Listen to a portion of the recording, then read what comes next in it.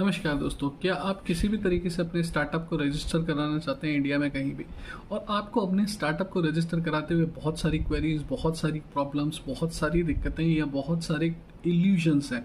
या क्वेश्चंस हैं आपके बहुत सारे, तो आप बिल्कुल सही वीडियो पे हैं। अगर आप अपने स्टार्टअप को रजिस्टर कराना चाहते हैं और आपकी इतनी सारी क्वेरीज या इतने सारे क्वेश्चंस है,